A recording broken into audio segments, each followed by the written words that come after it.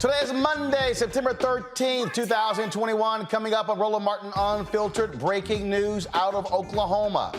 Well, the Pardon and Parole Board recommends commutation for death row inmate Julius Jones. Now it's up to Oklahoma Governor Kevin Stitt if Jones will be sentenced to something other than death. We'll talk with folks who've been fighting for his commutation. Many of you saw my appearance yesterday on ABC's This Week with George Stephanopoulos, where I challenged former New Jersey Governor Chris Christie on the role that he played in Donald Trump coming to power. Well, we're going to dig deeper today and show you some of that speech that Chris Christie gave at the Reagan Library, but many praised him for his forward-looking comments regarding the Republican Party. But no, I'm not done with Christie and why he and others need to apologize and be held accountable for their actions in supporting Donald Trump for the past 4 years. We'll also talk on the show with former Congressman Joe Walsh, a former Donald Trump supporter, acolyte, who now says every Republican who supported Trump should be apologizing for what they did. You do not want to miss this Chris Christie deconstruction. Rayshard Brooks was shot and killed in a Wendy's parking lot by a white Atlanta police officer on June 2020. Now his widow is suing the city of Atlanta, the two cops involved. A Georgia art teacher is caught on video asking her students when it would be appropriate for her to say the N-word. Now parents want her canned. In North Carolina, Governor Roy Cooper vetoes the anti-critical race theory bill initiated by Republicans in that state. And we'll talk with fitness expert Jim Jones about the best way to sculpt your body. Traditional diet, exercise, or is surgery the option for you? It is time to bring the funk on Roland Martin Unfiltered. Let's go. He's got it. Whatever the miss, he's on it. Whatever it is, he's got the scoop, the fact, the find. And when it breaks, he's right on time and it's rolling. Best believe he's knowing. Putting it down from sports to news to politics. With entertainment just for kicks, he's rolling. It's on go, y'all. It's Roland Martin, yeah. Rolling with Roland now. He's funk, he's fresh, he's real, the best, you know he's Roland Martin now.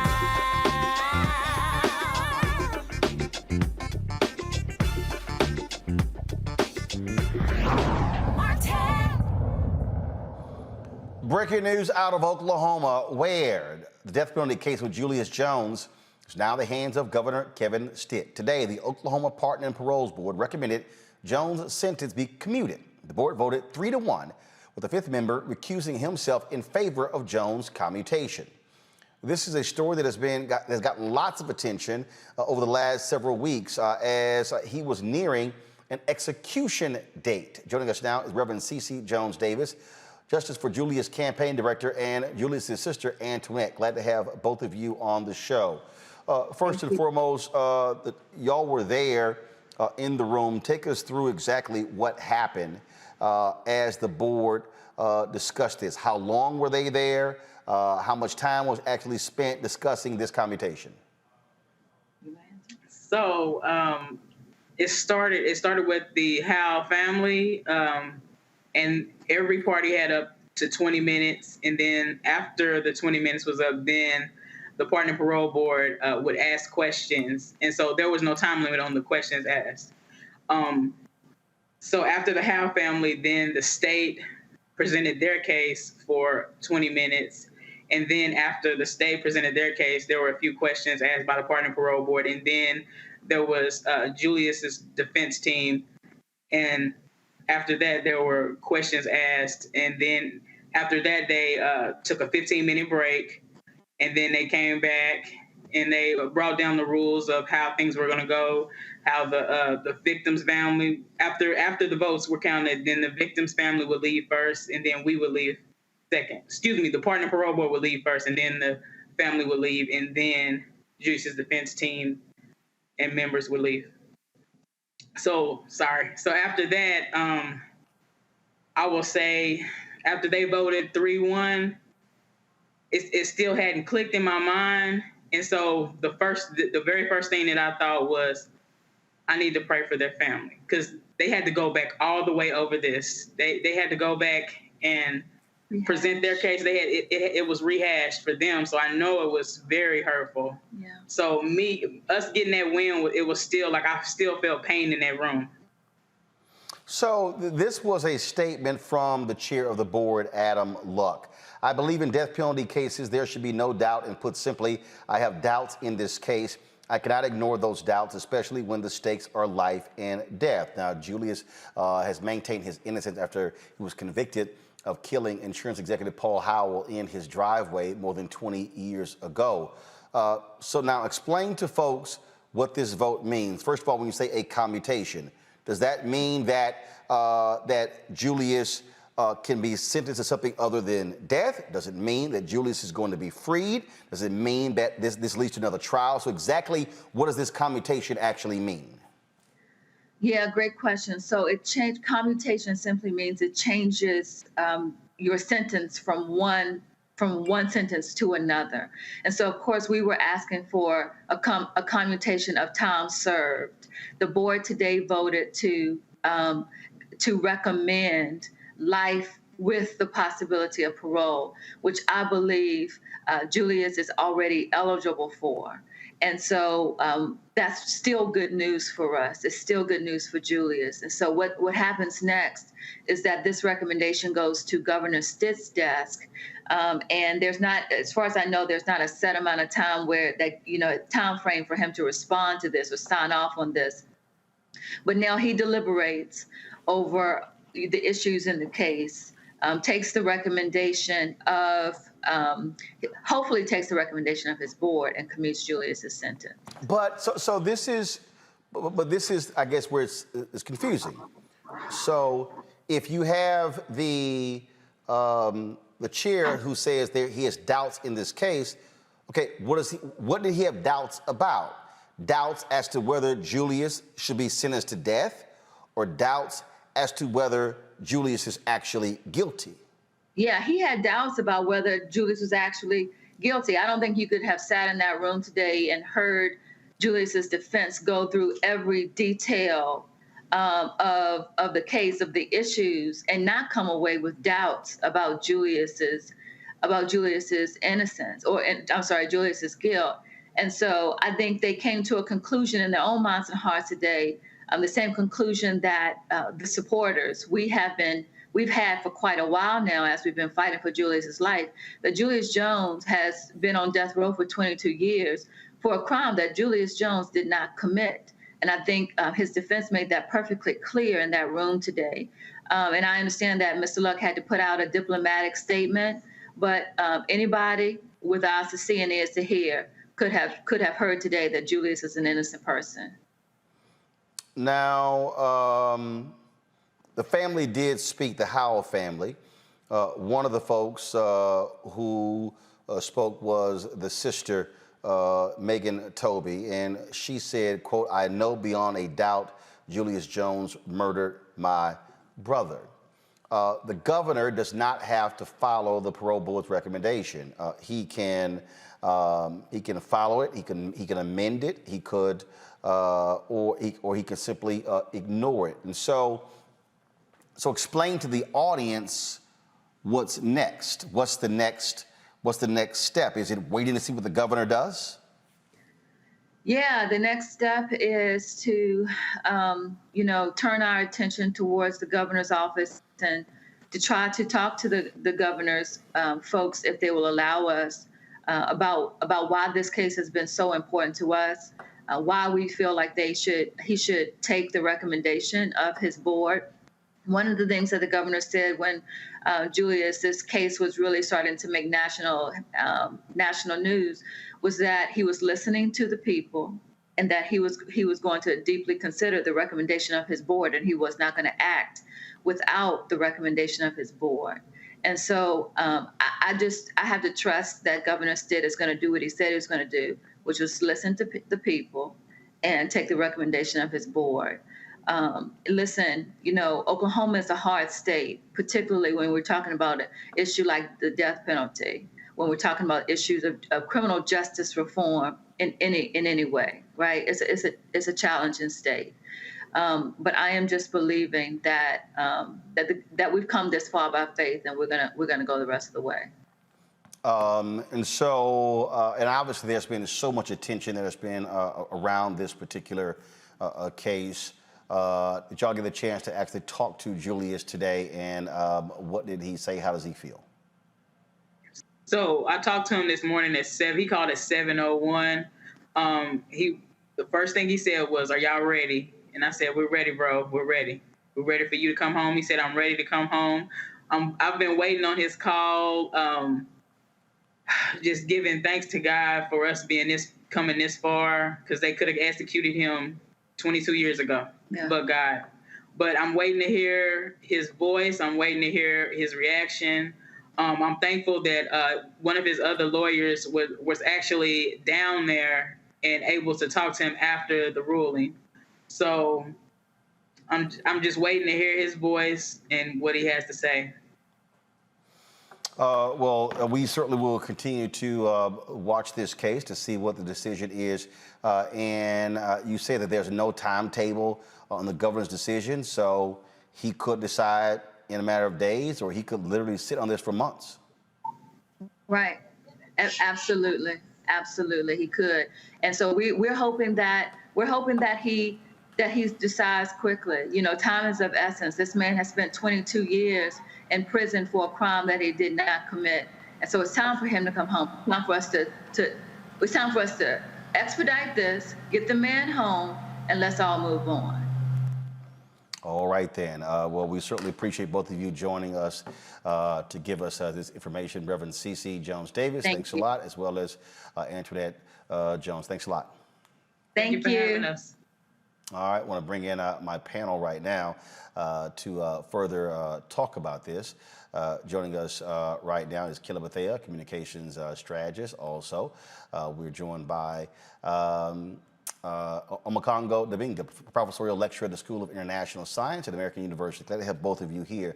Folks, the thing about these cases, first of all, Oklahoma, yes, very much a red state. Republican governor, Republican-led legislature. What's interesting is that this governor has actually been wanting the parole board to have broader powers when it comes to criminal justice reform in the state. Omakongo? Yeah, I think it's going to be interesting, because you see, one of the things I didn't know until you said it tonight was what was the family of Holmes saying.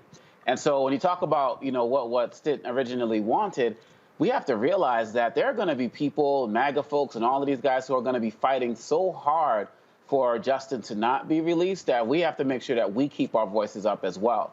Because I'll be very honest. I mean, what reason do we really have to trust him to do the right thing? What outside of actual real pressure? And so I think that right now, you've done such a great job of bringing this to so many people's attention, and we really have to make sure we keep up the fight, because you mentioned the comment about the parole board, but what is he going to do now? I mean, you look at DeSantis and all of these guys just doing everything to flex their muscle, to say that I got this, I'm in charge, I rule over whatever's going to happen in this state. And so it's got me nervous. I know that the family of Holmes is going to be just as active, and so we really have to speak up. I'm praying for the family, but we can't just pray. We got to pray and fight, because as the Reverend said, we're not done yet.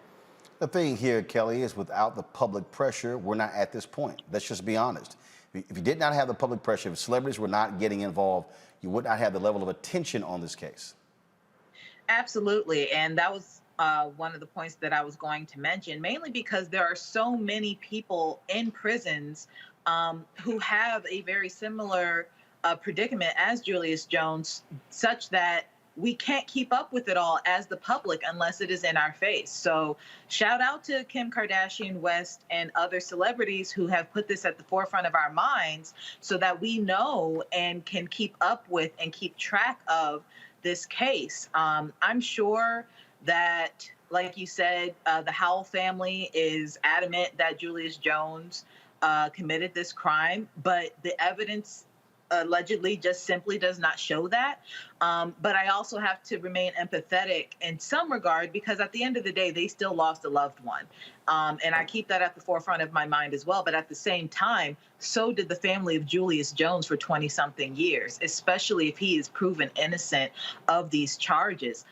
We have to keep that in mind as well. I would only hope that I personally would feel more guilty as a family member of the Howell family if I were to find out that this man has been in jail for 20-something years for a crime he did not commit. So I would, even though, yes, this is painful, I would also keep an open mind in that it's very possible that he did not commit this crime. No one checked out his alibi. There's a lot of racial bias in Oklahoma. There are factors at play that simply go outside of the black and white facts of this case, being the murder itself. So to the Howell family, keep an open mind and make sure that you're on the right side of history when it comes to this matter. Again, there is a victim at play, but there are two victims at play here. So just, again, keep that in mind. All right, then. So again, folks, we will stay on top of this story and certainly keep you abreast of what actually happens. All right, let's go to our next story. Yesterday, I was on ABC Networks this week with George Stephanopoulos, where we talked about a range of subjects, including a speech that Governor Chris Christie, former New Jersey Governor Chris Christie, gave last week at the Reagan Library. This particular speech has been lauded by a number of people because he talked about a path forward for Republicans and what they should be doing and what they should be doing when it comes to dealing with the conspiracy theorist and things along those lines. And so before I play the clip from the show, I think it's important to, first of all, lay out what he actually said, and then we'll get to exactly the exchange he and I had on ABC this week that's been burning up social media for the past 36 plus hours. And so the speech took place at the Reagan Library. This is where a lot of conservatives go in order to sort of plant their flag, to stand in the glow or bask in the glow of Ronald Reagan, the aura of Ronald Reagan, of course, the Republican hero to so many people. And many believe that Chris Christie is planning to run for president in 2024. Donald Trump has already made it clear that he is also going to be running in 2024 as well. And so let's deal with this here. And so he lays out this vision of where they're going. And so he talks in the speech about the Republicans falling into quicksand. So listen to this. As Republicans, we need to free ourselves from the quicksand of endless grievances. We need to turn our attention to the future and stop wallowing in the past. We need to face the realities of the 2020 election and learn, not hide from them. We need to discredit the extremists in our midst the way we've done it before, and we'll discuss that a little bit more in a moment. We need to renounce the conspiracy theorists and the truth deniers, the ones who know better and the ones who are just plain nuts.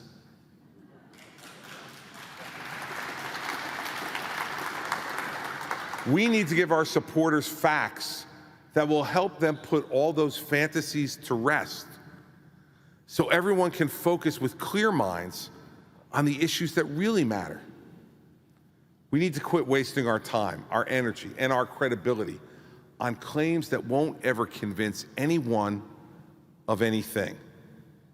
We need to learn to win, both as Republicans and Americans again. Now, the only way to push back against policies we know are wrong is to focus on alternatives that the American people will see are right. Nothing else is going to win Congress back for Republicans in 2022 or the White House in 2024. Enough with the wishful thinking and the self-delusion. We are also so long and overdue to stop wallowing in the past. We need to be the party that embraces the truth, even when it's painful and unacceptable. grievances, and conspiracy theories always die hard. But they can only live in the darkness. Their days are numbered once the light of truth shines down on them. Now, it is clear Chris Christie is talking about Donald Trump. But you notice, nowhere in there he actually names Donald Trump. He's laying out all of these things that Donald Trump has literally created in the last several years. 2011, the birther drama, that racist crap, him launching in 2015, then of course running in 2016, winning, and then 4 years in the Oval Office. And so Christie, of course, who ran it in 2016 and who Trump trashed left and right, then says, here are the changes that we must be dealing with within our party. Truth is, I see it, and I let the chips fall where they may. We need to talk about issues that are uncomfortable, but scream out for leaders to take them on. We need to go places we rarely go, to see people we rarely see, to bring our ideas to new voters who are thirsting to be inspired. In short, we want to change the Republican Party. We need to be unafraid. Our party should once again be for telling our fellow citizens the hard truths. Because you see, the Democrats will not be defeated without sound alternatives to their flawed ideas. Let me make this clear. Hating the other side is not enough. Calling them wrong is not enough. Calling them names is immature and it's ineffective. Ah, Christie, sounding like the reasonable Republican that we've always had in the past. And then he says, this is our vision as a party moving forward. But our party itself is in peril now, and we need to look to pave our path forward. The best way to combat extremism then is still the best way to combat extremism now. Bad ideas are still bad ideas. They have to be confronted directly with clarity, with confidence, and a commitment to who we are, just like Buckley and Reagan did 60 years ago. And what about that media narrative? Well, here is the ABC News contributor talking about controlling that. We have to push back against the mainstream media. And we need our own persuasive messengers with the credibility to call out the falsehoods and the biases of the corporate media. We have a winning message, everybody, but sometimes we're just not being heard. And there's only one way we can credibly tell it like it is, making sure we also push back against the lies in our own party that have been wrecking our credibility. The elite media are not on our side and never will be. Believe me, I was covered by the New York Times and the Philadelphia Inquirer at the same time. I know what I'm talking about. Only if we tell the truth about everything, though, will our critique about the liberal media's bias be believed by the voters. If you don't lie about one thing but say, but believe me about this, you're not going to be believed. We need to be the party that questions and takes on the New York, Washington media power structure. We need to stand up for the American people who are working for a living every day, instead of those who just want to continue to dole out money in order to maintain power. Only if we tell the truth about everything. Y'all saw how he slid in there, that whole comment about the mainstream media. They'll never listen to us and we're not there enough. You do know the highest ranking cable network is Fox News. Chris Christie's literally being paid by Disney ABC. He's on ABC this week, every single week. It's a little hard to say we must tell the truth at all times, which brings us to yesterday. See, Christie gives this speech because Christie thought he was going to be lauded and praised for his tone, for the balance, addressing Trump without naming him and addressing the critics and the things that they do. And That's what he thought. So yesterday, George Stephanopoulos brought up the speech. And then he raised the point, which then led to Christie answering. Then I got my opportunity to weigh in. Chris Christie, he was referring, of course, to former President Trump, also went to a police station in New York yesterday, complained again about the rigged election. You gave a major speech at the Reagan Library this week where you said it was time to face the realities of the 2020 election, renounce the conspiracy theorists and the truth deniers. So you're on a collision course with former President Trump. No, I'm on a course to try to make sure that my party remains rather relevant in the political conversation in this country. Maybe it becomes. Aren't majority? You're seeing more and more Republicans are now saying they're buying in to the conspiracy theorists. In the end, I do think that it's moving in the other direction. I think it'll continue to move in the other direction. And what that speech was all about was to repeat what I said with you on election night. You know, at 2:30 a.m. on election night, when the president made the speech that he made, President Trump made the speech that he made, I said it was unfounded and that there was no evidence of anything like what he was talking about, and he needed to stop. And I've consistently said that since then. It's taken hold among Republicans. It's taken hold among some Republicans, George. But I think what you're seeing over the course of time as this continues to move past election night and the emotion of an election is that more and more people are saying that that's not true. And by the way, it's also incumbent upon all of us in the party who don't believe it's true to speak out. Because you're not going to convince everybody overnight. The same way we're having the conversation about vaccines, and you're not going to convince certain people of certain things. I can't tell you how many conversations I've had with friends of mine who are smart, good people who aren't vaccinated. So are you getting blowback? I mean, listen, a little bit, but much more praise than blowback for the speech. And so, but in the end, that's not why I gave the speech, to either get praise or worry about blowback. You say what you believe. That's what I try to do here every week when I'm on. And that's not why you gave the speech. That's exactly why you gave the speech, Chris. No one gives a speech like that, and you don't travel from New Jersey to go all the way to California to give a speech at the Reagan Library if that was not your intention. Then you also said I try to be truthful here every week on ABC. Well, first of all, either you try or you do. Continue. I said what I believed on Thursday night, and it's what I'm going to continue to believe. I just think for 4 years, we watch Republicans either be silent or be complicit in the building of the monster that is Trump. And even post-Trump, there are still Republicans who are bolstering him, supporting him. So I feel like too little, too late. The reality is real leadership is stepping up to the man at the time he was in the seat and saying that we won't budge. And there was none of that. And unfortunately, I don't know what the future of the Republican Party is. There's so many folks who are now swinging closely. We think about the 47 states that have legislation trying to keep people from voting based on the big lie that we know was not true. We think about January 6th and the insurrection that happened on the structure of democracy itself and democracy. And there are Republicans who don't want to have an investigation into that. So this Republican Party is way far gone, and unfortunately, too little, too late. George, hold on. I want to get another Republican perspective here from Sarah Isger. You know, there's seeing debate there. Chris believes the party's over time moving in this direction. Yvette disagrees.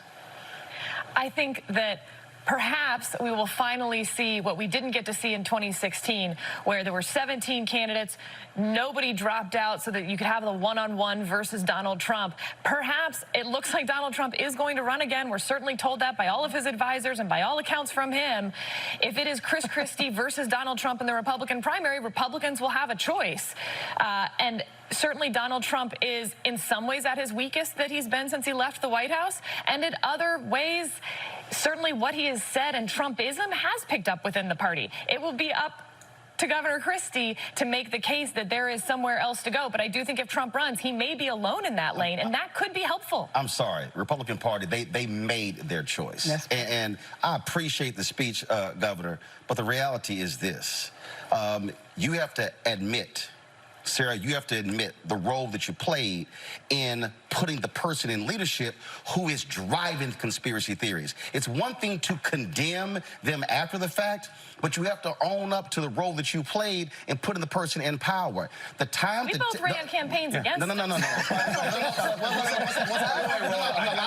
me finish. First off, I don't one second. First off, I don't admit anything to you. Can I finish? First off, I don't admit to you. And second, I ran against Donald Trump in 2016. You also coached him for the debate, sir. You ran against, here's the deal, you ran against him. But when a person has principles, morals, and values, they do not support them even if you lose. And what they say is, I choose patriotism and the country over party and power. And the problem was too many Republicans chose power in riding with Donald Trump as opposed to patriotism in America. I'll sleep fine tonight with you judging my morals. Well, guess what? As a voter, as a voter who has 13 nieces and nephews, what I also want to see in America are Republicans and Democrats who have the guts to stand up to narcissists, to folks who lie, to folks who sit here and lead a country in the wrong direction. And what that man has unleashed on this country, any Republican who stood with him has to own it and accept the role that they played. Yeah, well, that's fine. I'll accept the role that I played in the 2016 election running against him, and I'll accept the role... Let him finish his point now. Let him finish his point. And I'll accept the role that I played in my belief that Hillary Clinton was not the right person to be president. We all get to make choices, Roland, in this democracy. I made my choice. I'm on record of my choice, and I'm not walking away from my choice. But it does not preclude me from being able to be critical when the person that I did support does things that I am against. And so this false choice that you're trying to set up, is that false? It's a false choice, and one that the American people are not going to buy either. Roland, let me just press one other point. Right now, I would argue that the fact that so many Americans can't buy into simple facts is probably the biggest existential threat we face to our democracy. So when somebody speaks up for that, isn't it something to be praised? Facts are critically important, but again, when you support someone who said fake news, when you were truthful and then push that, then when you have the networks and the conservative radio talk show hosts, that whole echo chamber driving that's the problem. I am a native of Texas who is still registered there, and I am dealing with Greg Abbott and Dan Patrick, who is consistently lying and making things up, and you're dealing with that. I'm dealing with people who are changing textbooks, well, here's the deal. I have a very basic principle since I've been a journalist. If you do good, I'll talk about you. If you do bad, I'll talk about you. At the end of the day, I'll talk about you. And somebody has to say what others are afraid to say. Sarah, you get the last word. If you want to persuade the half the country that voted for Donald Trump in 2016 to move to your side, then you've got to stop villainizing them. You've got to stop having these conversations where everyone who is not with you is against you. And when someone says that Donald Trump did something wrong, you may want to consider praising that and trying to use that to persuade the people who are not going to be persued about it. That is going to have to be the last word. This debate could obviously continue. I'm sure it will. Oh, since my good friend George Stephanopoulos said it's got to be the last word. We're out of time. I got time. See, here's the thing that y'all have to understand. When Sarah says you should be praising them, hell no. I'm not going to praise somebody who is unwilling to admit what their involvement. I'm not going to praise somebody who is trying to pull the wool over somebody's face because they don't want to speak truth. Chris Christie sat there and talked about the role I played in 2016, but what he would not deal with, the fact that he helped Donald Trump in the debates against Vice President Joe Biden in 2020. Here is a photo of a tweet that Chris Christie sent out where he talked about voting for Donald Trump in 2020. This wasn't 2016. This is the tweet. Two things to say this afternoon. First, I have now voted, and I voted for President Trump. Second, no matter where you are in public, please remember to wear your mask. This is the same man. He voted for a man who refused to tell people to wear masks at the White House, which led to Chris Christie getting COVID, which led to him being hospitalized. We talk about leadership, and you voted for a man who said, no, I'm not wearing a mask, would tell folks to take their mask off. You voted for a man who trashed people, who dogged people, and then led that insurrection. Yes, he led the insurrection on January 6th, and you still cape for him? See, Chris wants us to forget those things. Sarah wants us to forget. See, we didn't play the part when I talked about when George brought up domestic terrorism.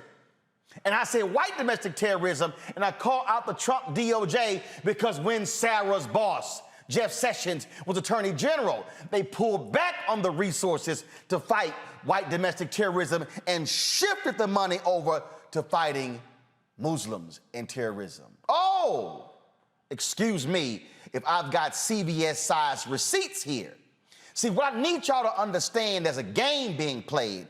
Allison Farrah, Sean Spicer, Kellyanne Conway, and all of the folks who work for Trump, what they want you to do is to be cleaned up and dusted off, and they want to wash the funk of Donald Trump off of their bodies. They don't want you to know. They want to retell the story. And see, mainstream media is real good at this. That's why Newsmax has given Sean Spicer a show. That's why you see these folks trying to write books, and you see all of a sudden the stories being done. Oh, I was trying to be the voice of reason on the inside. You're seeing the secretary, the former press secretary, dropping her book and how she was critical of Melania and others. See, y'all gotta understand, game recognized game.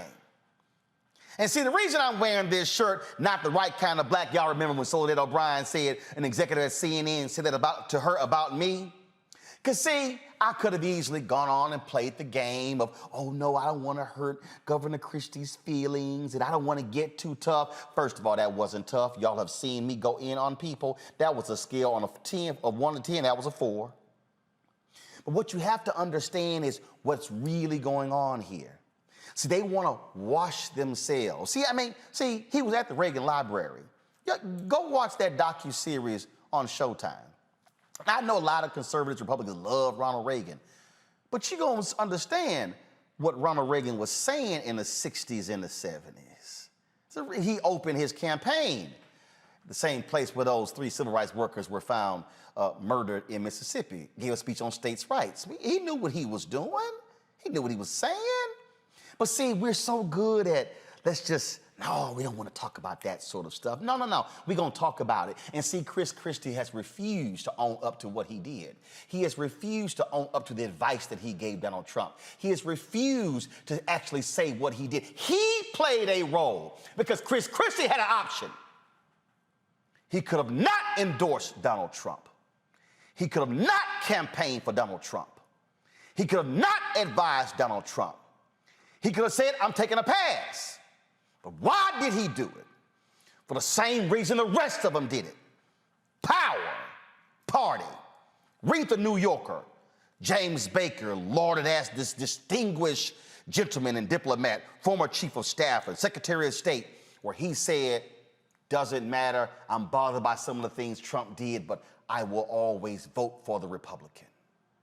Well, James Baker, the so-called distinguished gentleman and diplomat, is saying does not matter how despicable and evil and nasty and callous the person is, as long as there's an R in front of his name, I will support them. But no, I'm sorry. When your mama and daddy has taught you values and principles and morals, you say, I can't stand with you if you simply violate those principles. And that, folks, is Chris Christie. And that, folks, are so many other Republicans. And what they want the free pass. They want us not to bring those things up. You saw how quickly he was triggered. You saw how he interrupted because he couldn't handle somebody sitting in his presence and challenging him to his space. Well, Chris, I saw this ad today that was put out by the folks with Act Blue that lays out how folks like you and Lindsey Graham and Ted Cruz and Nikki Haley, all of y'all, what y'all really said about Donald Trump before he got the nomination. And if y'all want to see some hypocrites, watch this. I want to talk to the Trump supporters for a minute. I don't know who you are, and I don't know why you like this guy. Whatever he does, he accuses everyone else of doing. The man cannot tell the truth, but he combines it with being a narcissist. A narcissist at a level I don't think this country's ever seen. And my concern is that he would grab up that power and really treat the country as sort of his little bully fiefdom. Donald Trump is everything I taught my children not to do in kindergarten. He's been exploiting working Americans for 40 years. He's a race-baiting, xenophobic, religious bigot. He says he's for the little guy, but he's actually built a lot of his businesses on the backs of the little guy. You know, Donald Trump the other day said that, it, quote, if he tells a soldier to commit a war crime, the soldier will just go do it. And I don't think Donald Trump has even read the Constitution, knows what's in the Constitution. A toxic mix of demagoguery and mean-spiritedness and nonsense. I just cannot support Donald Trump.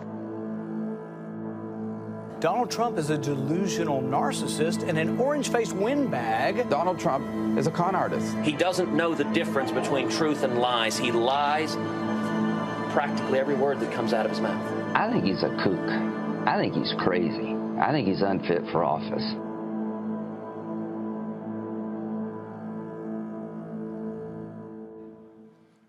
Nikki Haley went to work for him as his ambassador to the United Nations, and she is sucked up to him. Who's carried more of his water in the U.S. Senate? Lindsey Graham, Ted Cruz, Marco Rubio, and Rand Paul. Folks, there are so many other videos out there, that we could play. I came across this tweet today, and I'll be honest, somebody who I never thought I would have on this show because of a lot of his past comments. Former Congressman Joe Walsh of Illinois, Mediaite posted a clip of my segment on ABC this week. And Joe Walsh tweeted this: spot on, Roland Martin. Every one of us Republicans, former Republicans, moderate Republicans, and conservative Republicans must publicly acknowledge and apologize for helping to put that unfit madman in the White House. Every single one of us. Chris Christie and most never will.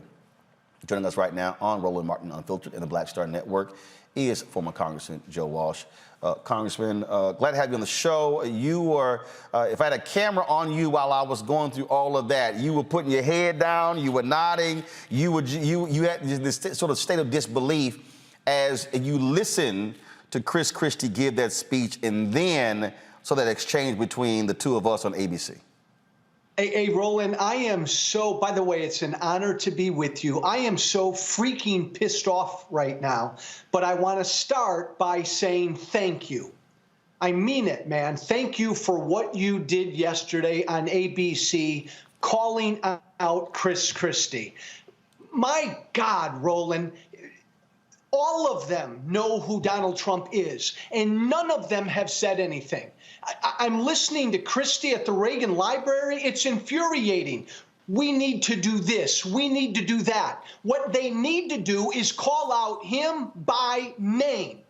But Roland, you know, and you said it beautifully, none of them will, because if you do, you end up like this former congressman. You're done in the Republican Party. If you call out Trump by name and say he's an unfit madman, then you're done in conservative talk radio like I was. And Chris Christie, what a bunch of bullshit. What a bunch of cowardly bullshit. He can't even, and Roland, you did a great job, because Christie kept going back to 2016 yesterday. Oh, I ran against him in 2016. For 4 years, he sucked Donald Trump's feet.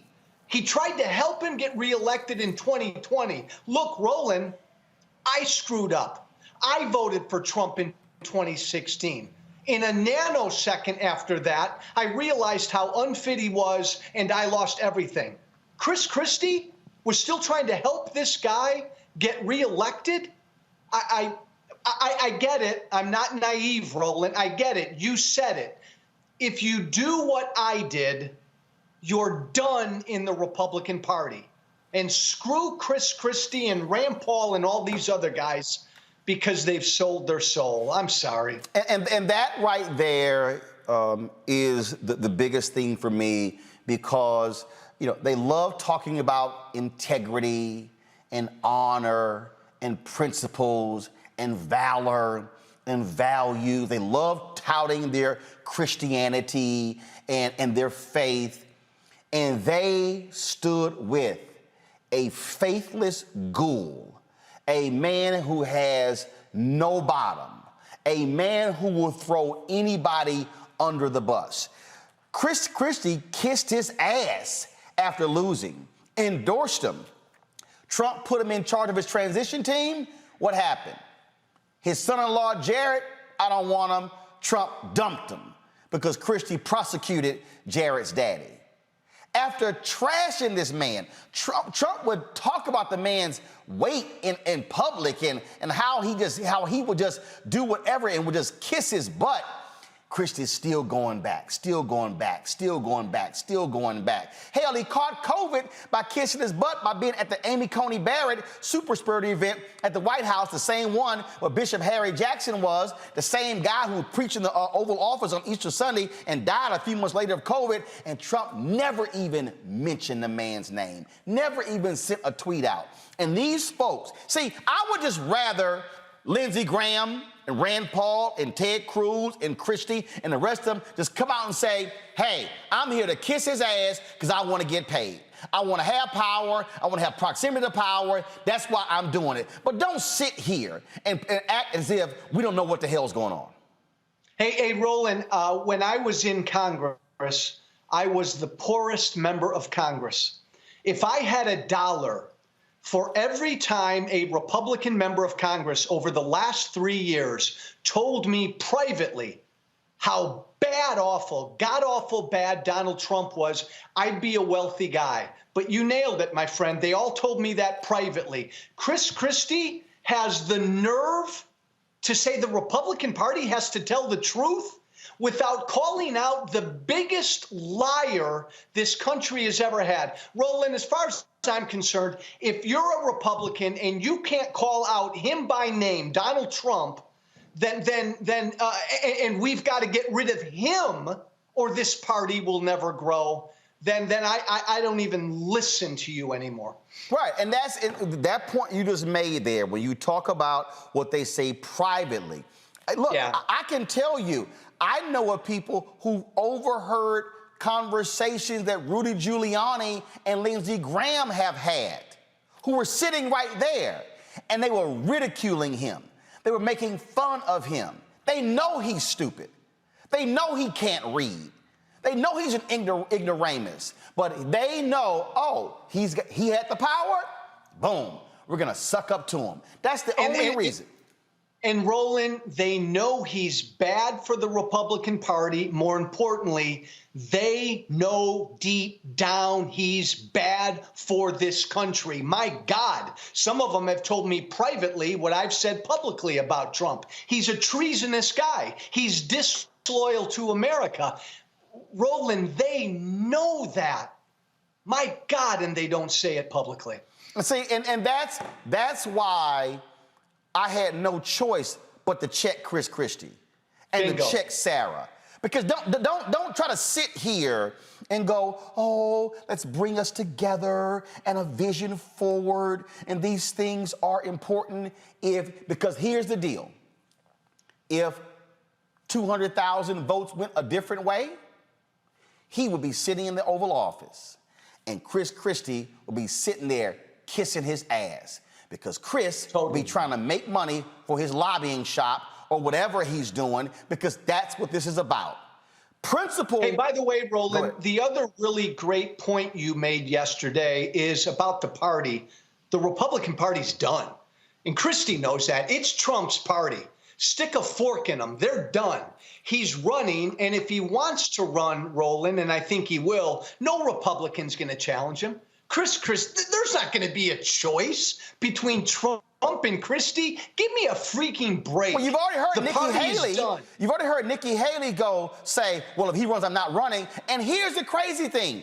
Trump has exposed how much of a fraud she is. He's like, oh, she talks about me bad one day, and the next day she walks it back, and then she criticizes me. Even he knows she's a fraud. Hey, I respect the hell out of you because you speak your mind, even if it cost you TV gigs. I spoke my mind 3.5, 4 years ago, and it cost me everything. Lindsey Graham, Cruz, Christie, they all suck up at the altar of the king, and they're not going to change, Roland, because you nailed it. It's all about power. Right, and that's just, and we got to call it what it is, and now this whole polishing act of no, that wasn't us. We were not one of those people. No, you were, and you wanted it to continue, and that is the problem. And here's the whole deal. If you're sitting here, and then when Christie goes, well, you know, I just believe in 2016 that Trump was better than Hillary. He knows it's a damn lie. He knows that. He knows, and see, this is where I don't want to hear any crap about the good of the country. This is where you say, because let me tell you something. I go back to Jackie Robinson. Jackie Robinson was a black Republican. Jackie Robinson supported Nixon over Kennedy. And Jackie Robinson was angry because Nixon was not doing more to speak up to try to reach African Americans. Then in 1964, when you had Senator Barry Goldwater, who ran and opposed the Civil Rights Act, it was Republican Jackie Robinson who said there is no way in hell I'm supporting that man and actively campaigned against him. And that's what you do. When you say that person is simply not good for the country, damn my party label, and I cannot support it, I've got to fight against it. That's what Jackie Robinson did. Bingo, Roland. I have stood on the public square for 3.5, 4 years, publicly apologizing to the country because I helped create Donald Trump. And I'm profoundly sorry about that. Chris Christie did too. Rand Paul did too. Every single Republican helped create that narcissistic, unfit traitor. We have to own it. And if you're a Republican and you can't own it, I don't want to hear from you. So when we talk about this whole path forward, and look, you have a number of folks in the Lincoln Project. They've got their issues with John Weaver and what he did and what they knew, and they're going through all of that. That should actually happen.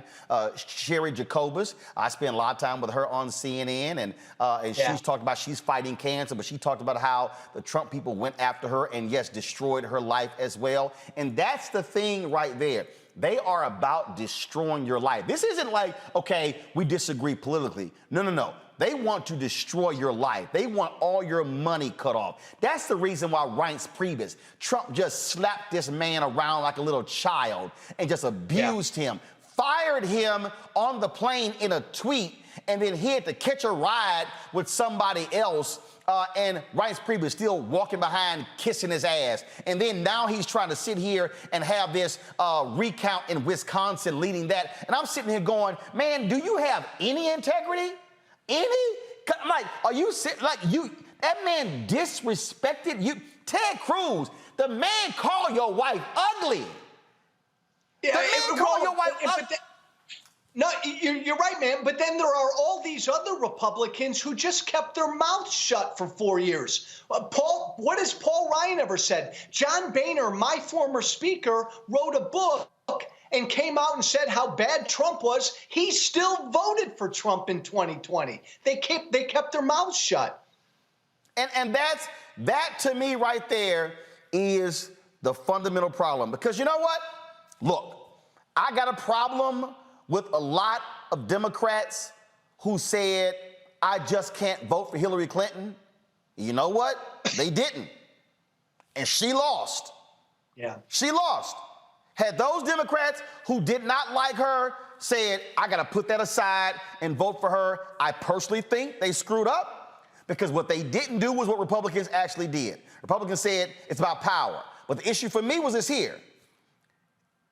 The issue for me between Hillary and Donald Trump, and I said, we knew how bad this man was. We knew how pathetic this man was. Black women absolutely knew how awful this man was. And I said, if the country listened to black folks and not voted for Donald Trump, we would never gotten those 4 years. But what this man has unleashed in that to me, Joe, is why I was even more offended. I'm looking at Chris Christie going, how dare you stand there and talk about the conspiracy theorists and how we can't listen to him when you supported him and the man was throwing out conspiracy theories the day he walked into the Oval Office. That wasn't brand new because he lost to Biden. Christie empowered that. He empowered that. I think we may have, did we lose Joe's signal? It may have frozen. Okay, y'all let me know when we get Joe back. I want to pull up Omakongo and Kelly.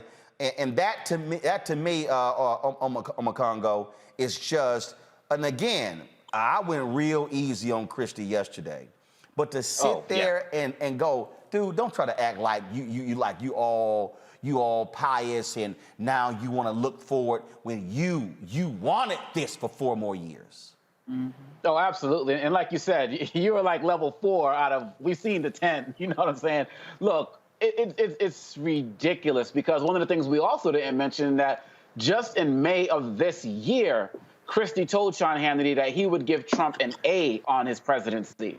And then you all are coming off of your panel just the day after what Trump pulled during the 9/11 when he ceremonies, when he made it all about himself. Went to the police and talked about, you know, stupidity like, oh, I know we can't say back to blue anymore or whatever, and hinted about running. This man has always been about himself, and Chris Christie needs to be on the spot, put on the spot every single day. You've been talking about principles this entire time. You know, my mom, she's watching. Hey, Mom, she always talks about the importance of standing on your principles. And just like you said with those Democrats who said, yeah, I didn't like her, I'm not voting for her, these guys, Republicans, have no spine. Let's also add the fact that with Ted Cruz, that Trump accused him of being involved in the assassination of Kennedy. His dad. And so, his dad, right, his dad. And so, yes, Christie cannot get it passed. And the fact of the matter is the fact that we have this time to be able to do that when some of these other networks are only going to give it about 1.5 minutes. We need to do this every single day. And that's why I'm just glad that you're on the air making it happen. Kelly, at the end of the day, it is about being honest. Let me tell you how I roll. If I don't like your ass, I don't like you. And when I say I don't like you, I don't speak to you. We could be sitting at a table of 10 people. I'll speak to the 9 people and ignore your ass. I don't play that. So I don't know how these people can go home every single night and look themselves in the mirror and suck up to this man knowing how awful he is. I don't either. And for me, what Chris Christie did was actually what I was this is what I'm expecting more Republicans to do as the years go by, in that they are basically perpetuating this revisionist history and more or less, for lack of a better term, band-aiding the tragedy that is the Donald Trump presidency. I mean, where were these Republicans on January 6th? Where were these Republicans on June 1st of 2020 when, you know, Donald Trump literally made way for him to just stand outside of a church to hold up a Bible? No sermon, no anything, literally had people beat and tear gassed for a photo opportunity. Where were Republicans for that? Where were Republicans for October 6th of 2020 when he basically became a bioweapon and stood outside on the balcony of the White House to remove his mask after he was just hospitalized for COVID? This man is a monster. And for 4 years and counting now, they have been supporting a monster for the sake of party. And it is unfortunate that the roles weren't reversed as far as the Republicans versus the Democrats and how they treated 2020, meaning instead of Republicans saying, do not vote for this man, like Democrats said, do not vote for Hillary. Instead of doing that, they united together for the sake of party as opposed to country. And ironically, the Democrats disbanded in the name of country instead of party. So that's what I mean by the roles being reversed. But what Chris Christie did today, or, you know, last week, is really just lie by omission, meaning he is saying what, you know, we should be hearing, but he doesn't really mean it.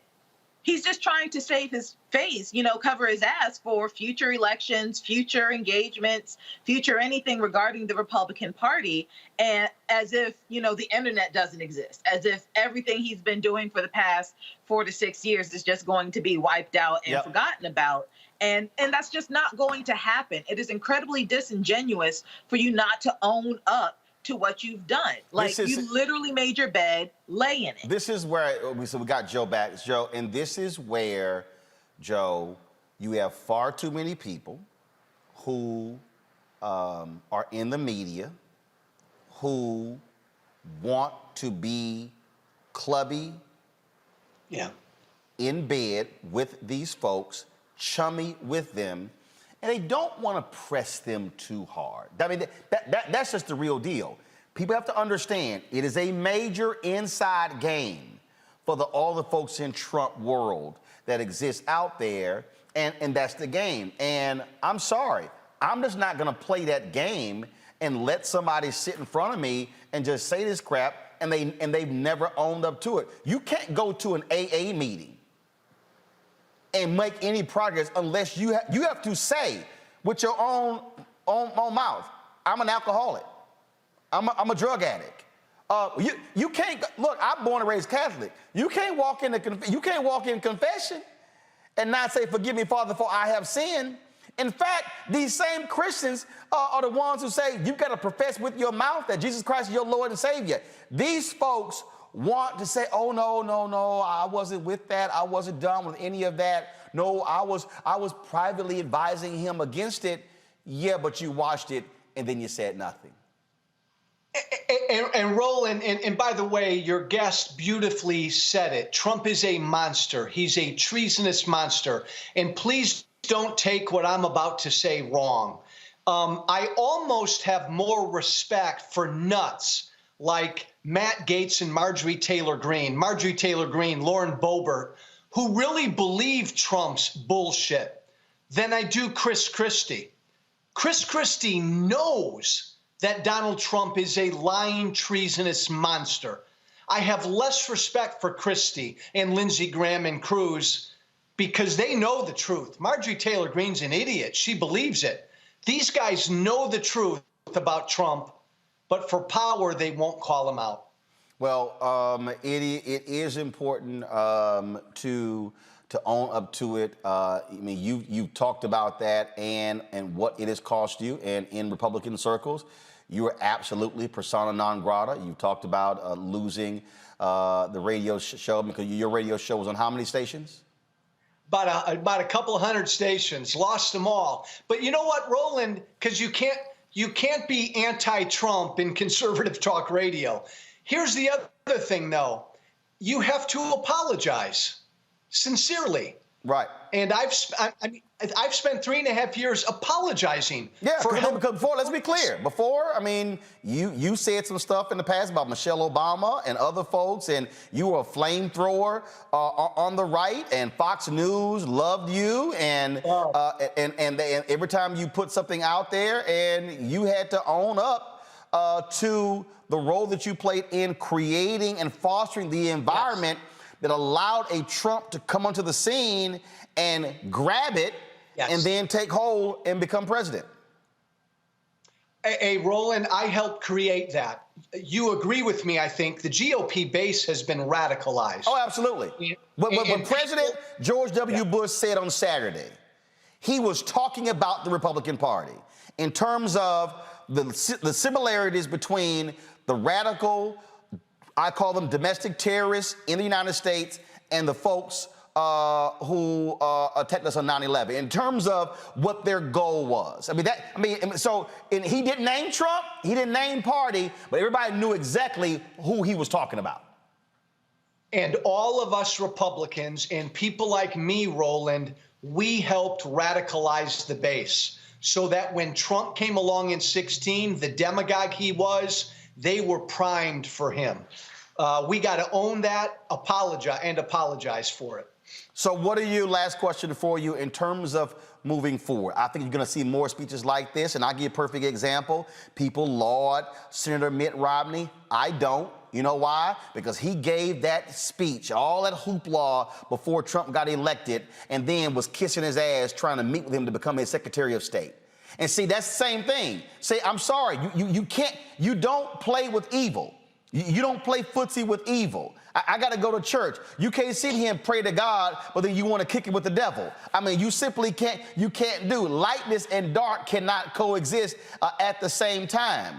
And so that, to me, is, again, the same thing. So sure, now Romney wants to say the right stuff, but even Romney has not apologized for trying to get in and play footsie with him and trying to become his Secretary of State, because that was the same thing. It was power. It was power, Roland. And Mitt Romney, I respect him. He didn't even say who he voted for in 2020. Come on. Here's the deal. The Republican Party is Trump's party. He's got the party by the balls. It doesn't matter what people like Chris Christie say. Donald Trump owns the base that is now radicalized. If he wants to run, Roland, the nomination is his, and nobody will challenge him. And the fear that I do have, is that his radicalized base, because he lost, will be even more fervent. Two, unless Senators Joe Manchin and Kyrsten Sinema get off their asses and pass the For the People Act, what the Republican legislatures are doing, they are literally positioning states to steal elections. And this thing is real in terms of what's happening. Hey, Roland, you've got Larry Elder out in California today who refused to say that he would accept the results of the election, win, lose, or draw. This is now the Republican mantra. They will never lose another election fairly. It will all be because of fraud. That's Donald Trump's, I got to watch my language. That's his legacy. The show's called Unfiltered for a reason. Go ahead. That's his fucking legacy. Roland, that is Donald Trump's fucking legacy. He has stuck a stake through the heart of our democracy. I'm sorry. It's all truthful. Former Illinois Congressman Joe Walsh, we appreciate you. Thank you, my friend. I've been on the show. Thanks a lot. Thank you. For everybody who's watching, the reason I need you to understand why this is so serious, because we are talking about future elections. There are a lot of people who are sitting here, Joe Biden's this and the Democrats are this, but I need y'all to understand they have no intentions on losing any elections. Right now, due to the U.S. Census, also which was severely undercounted because Trump wanted it that way, these people are preparing to gerrymander seats in Florida and Texas and North Carolina and other states where they control both chambers of the legislature as well as the governor's mansion. You need to understand that they've gerrymandered the state Supreme Courts. And so what we're talking about, when people say our democracy is on the brink, that's not a lie.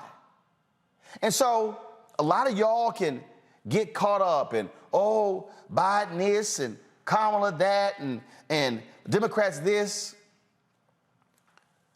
Y'all are seeing the audit in Arizona. They're trying to do one in Pennsylvania. They're trying to do one in Wisconsin. You know what the Republicans did in Wisconsin? When they elected a Democratic governor, they stripped the Democratic governor of his powers. Do you know what they did? When they had a Democratic attorney general, stripped him of his powers. Because they control the legislature. Because they gerrymandered the seats. Pennsylvania, they were so pissed with the state Supreme Court and their decision on the election, they want to move to single-member districts to elect Supreme Court justices. Do you know why? Because outside of Philadelphia and Pittsburgh and the suburbs, Pennsylvania is Alabama.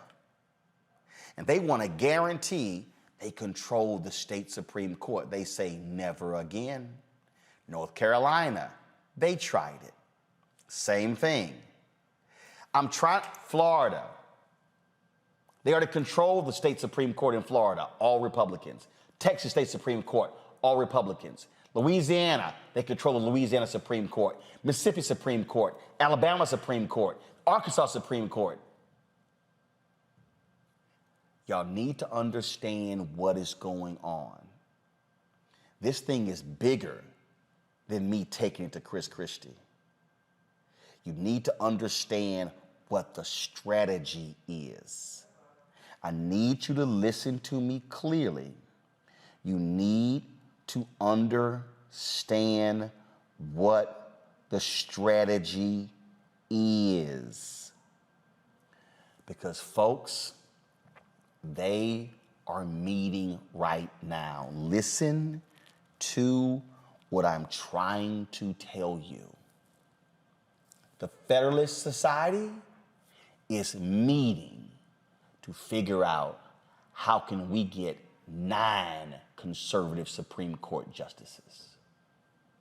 They are plotting to figure out how can we further pack the appeals court. Donald Trump appointed 25% of the federal judiciary. I just need y'all to understand what's going on here. While a lot of y'all are caught up in these games of who's perfect and who's saying the right thing and who's doing the right thing and they're not doing everything I want, the other side is sitting here saying, we want to control it all. We want to run it all.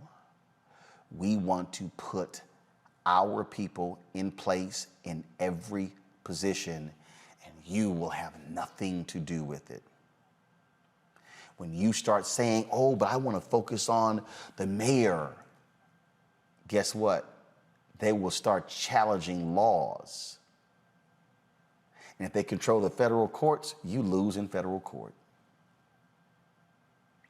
I need everyone listening to the sound of my voice to understand that what the Republican Party is doing today is complete outgrowth of what we achieved in the 1950s and 60s.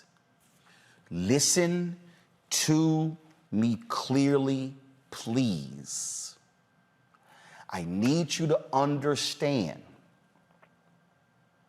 the Scaife-Mellon family and the billions they had funded many of these conservative think tanks. They are funding the Heritage Foundation. They're funding all of these groups. It's not just the Koch money, folks. They are funding the Manhattan Institute. They're funding the Daily Wire and the Daily Signal and the Daily Caller and Breitbart. They're funding Salem Radio, which controls conservative talk radio. They are funding all of these things. They are funding all of these. They fund Media Research Center also, which has Newsbusters, a right-wing group that actually put out a clip. They thought it was going to fire their base up. That clip has been seen nearly 1 million times on Twitter of my segment, and it really caused other people to respond. Y'all don't fully understand what's at play here. Democratic billionaires don't understand. Don't y'all know they are hoping George Soros would just die because they can't stand that a billionaire progressive is using his money to fight them. Y'all, yesterday was way bigger than Chris Christie. And I'm telling you, I know Chris Christie, his buns were hot because he thought he was gonna get, and it never dawned on him that I would be sitting across from him and would light that ass on fire. And I will do it every single time. Oh, I'll be respectful. I'll be truthful. But I am not going to sit idly by and watch what these folks are doing. See, you might be sitting here saying, Roland, where does all this come from? I need you to understand that I am from Texas.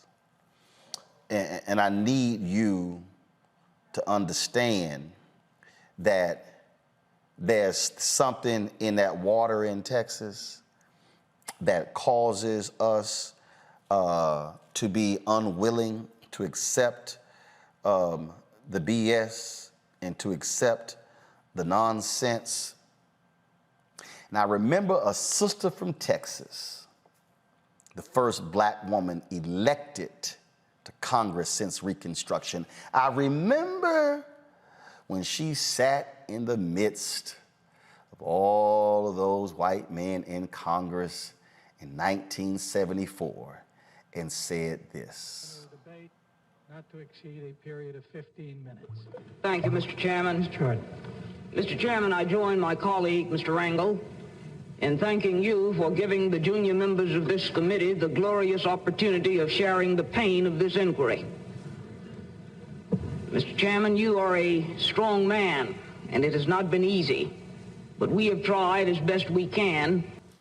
I will not sit here and be an idle spectator. She said that in 1974. And I will not be that in 2021. Going to a break. You're watching Roland Martin Unfiltered on the Black Star Network.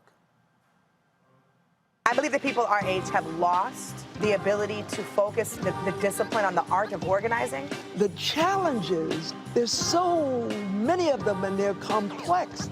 And we need to be moving to address them. But I'm able to say, watch out, Tiffany. I know this road. That is so freaking dope.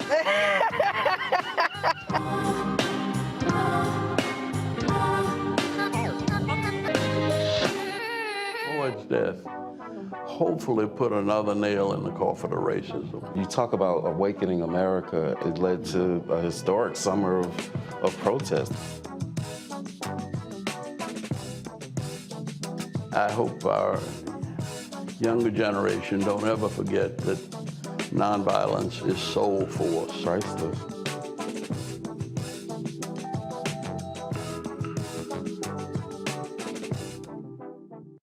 Hello, everyone. It's Kiara Sheard. Hey, I'm Taj. I'm Coco. And I'm Lily. And we're SWV. What's up, y'all? It's Ryan Destiny, and you're watching Roland Martin Unfiltered.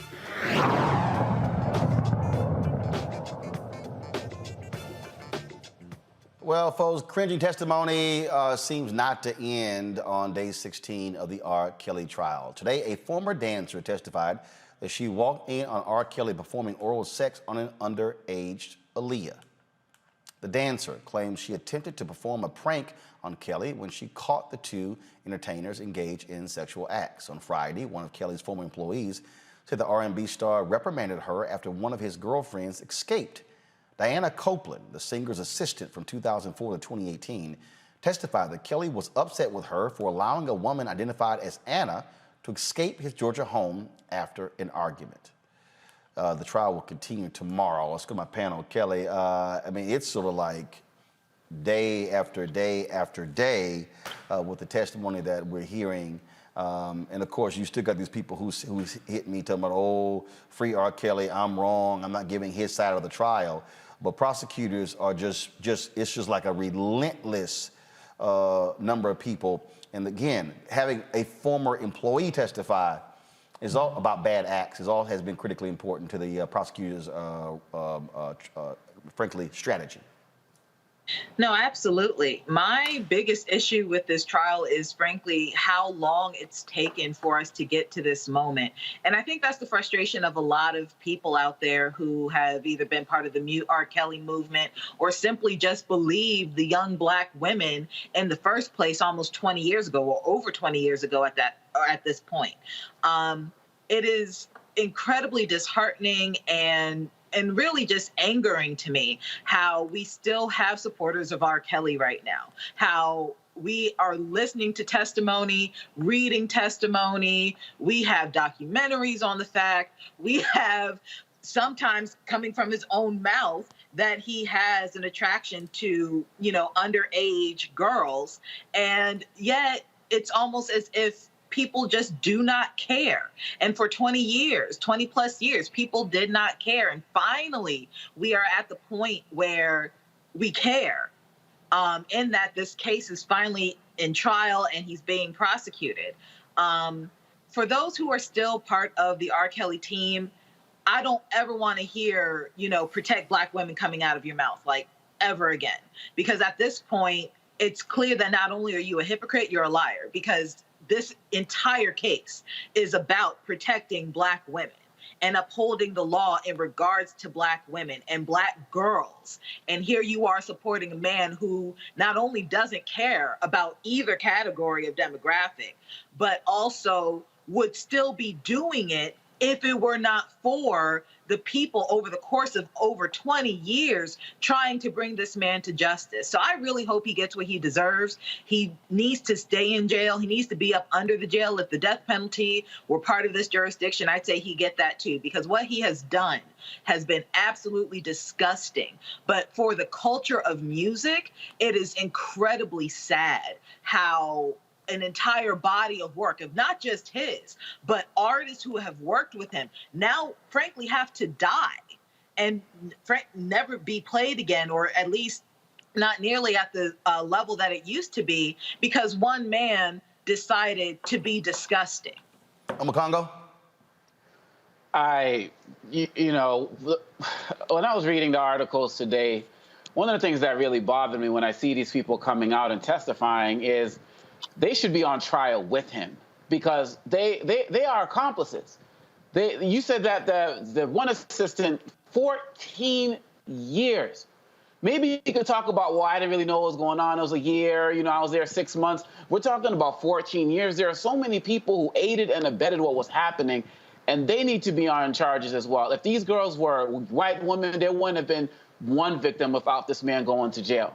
And it's really sad that we continually, I'm thinking about people like Sparkle as well, how we can continually diminish and try to destroy the voices of Black women who are speaking up. Because at the end of the day, the only reason R. Kelly can do this for so long was because he saw these women and young girls as expendable. We're talking about, Uber's coming and he's saying, oh no, it only has to be a female driver. The woman on stand is saying, using terms like escape.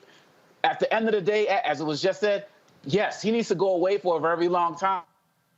He is not the only one. And when are we came out of, we can go to BBD, Backstage, Age, all of that. We came out of a culture where the music talked a lot about these things. And maybe we didn't really know and understand back then what was inappropriate, but we sure as hell know what's inappropriate right now.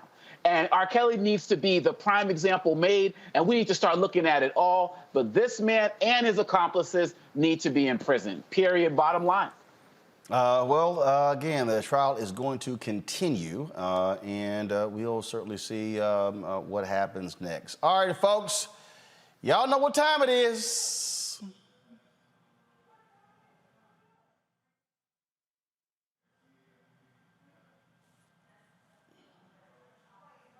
No charcoal grills are allowed. I'm white. I got you, Carl. Yeah, illegally selling water without a permit On my property. Whoa! Hey! You don't live here. I'm uncomfortable. Well, let's go to Georgia, where parents are calling for a teacher there to be fired after she says the N-word in a viral video. Watch this. Girl, say I date a Black guy. Okay. Then I can say nigga. No, because I got a nigga. I have missed that. Play it again. Girl, say I date a Black guy. Okay. Then I can say nigga. No, because I got a nigga. Alexandria Boynton, an Alcovey High School art teacher, sitting on the desk discussing when it's okay to use the N-word. 2 years ago, Boynton was named Teacher of the Year. Now students and parents are calling for her job. The art instructor is currently on administrative leave. She says in the video that if she starts dating a black guy, she can say nigga.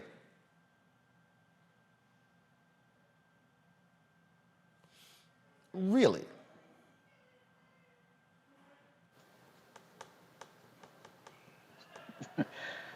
Yo, homegirl was just, you could tell this is part of her daily vocabulary because she was just all too comfortable, just the way she just put it out there like that. And so, look, people have all of these debates and conversations. I was just talking about it at my students at American Today in class. People can have honest conversations about it in the classroom. And I believe that teachers who are mindful and sensitive to the conversation of all backgrounds can spearhead that type of conversation. But this woman, she was sitting there acting like she was just all world, all too cool. And I'm glad that those students responded, hell no, because really at the end of the day, they think that the students are going to be like, oh, you cool, I'm with that. And they're like, hell no. And I'm glad the video went out. I'm glad the parents are calling for it because we need to have real conversations about the usage of this term throughout. But this type of nonsense from an educator trying to be down, she needs to be down and out.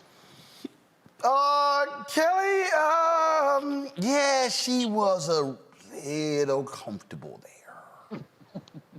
She tried it. I mean, there's not much to say here other than the fact that she was wrong and that she tried it, and she was still wrong when she tried it. At no point should you even, any profanity in the school should be, banned. I don't know how schools are set up, but when I was in school, profanity in any regard was prohibited by students and especially teachers. So the fact that she was a faculty member at this school and still said it, regardless of what the word is, I'm just trying to get to the basics for the moment. The fact that she used profanity in school towards students in reference to herself in a personal manner, which also should not be talked about on school grounds. There's just levels of inappropriateness here that needs to be addressed. N-word notwithstanding. Again, she was way too comfortable with that word, but just from an administrative perspective and just getting to the point, she was wrong just from being a faculty member. And I don't know whether it was because she was an art teacher and she thought, she has license because it's more creative space and more liberal. But again, you tried it and you failed. And as far as administrative leave, she needs to go because it was just unprofessional to do that at all. Yep. Well, there's another. Oh boy. No charcoal grills are allowed. I'm white. I got you, Carl. Illegally selling water without a permit On my property. Whoa! Hey! Give us your right. You don't live here. I'm uncomfortable. So let's go to Nebraska, where this woman's in the grocery store and she's a little upset. She's like, I'm not wearing my mask. I have allergies. And then she does this. That's a, excuse me? Excuse me. I'm coming through. You're so cute. She's coughing on me. She's coughing on me. No, yes. look at you guys. You're so cute. You're such a Karen. Okay, whatever. You're such sheep. Why don't you have a mask on? Because I don't need to have one on. I'm not sick, and neither are you. Okay, but you don't have to be coughing at me. You don't know who's sick or not. It's my allergies. You don't know allergies. who's sick or not by looking at somebody. Yeah. And so 2 years ago, before anybody started talking about COVID, you were okay with that, though, going out not knowing you were sick, right? You don't know anything about my health. I don't. Yeah, she's coughing on me. I have my allergies, and she got all freaked out because I'm coughing. No, she don't. No, she's coughing. How do you know? You don't know, and she just said, I don't know anything about her health. You don't know anything about my health. Maybe I have a medical release. I don't need to wear a mask. Okay, bye. Why don't you have a mask on? Because I don't need to have one on. I'm not sick, and neither are you. You don't know who's sick or not. It's my allergies.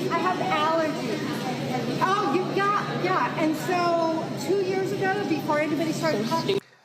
Well, it did not take long to find out who she was. Y'all know Twitter don't play. Her name is Janine Hoskovec, and people found out that she works for the company SAP.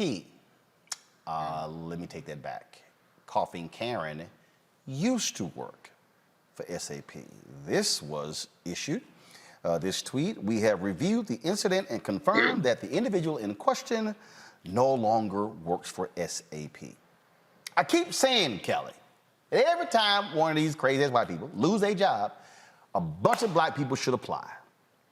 And I really think we can close the unemployment gap because it's a bunch of crazy people who just, and again, it's just, oh my God, I have allergies. No, you are coughing on people on purpose. That video was uploaded to Reddit, and it's received more than 4 million views. Now she's looking for a job because she lost her job. She lost her job. She lost her job for being stupid. She was absolutely stupid. For me, even if we weren't in the age of COVID, what she did was unsanitary and straight wrong in any grocery store, any setting. But the fact that we are in the middle of a global pandemic, as far as I'm concerned, she's a bioweapon and she should have gotten tackled by anybody within her vicinity. Because at this point, there is no excuse for the stupidity, for the naivete. There is no naivete as far as I'm concerned. This was dumb, and this was callous, and this was insidious. This was just mean for her to do something like that. And again, we're in a pandemic. You're supposed to have your mask in stores, in any public setting, and you're purposely not wearing it because you allegedly have allergies. I'm sorry, I have a lot of allergies, and the mask actually helped me not get sick from pretty much anything last year because my mouth was covered and I wasn't, sniffing in pollen and mold and mildew and God knows what else is in the air.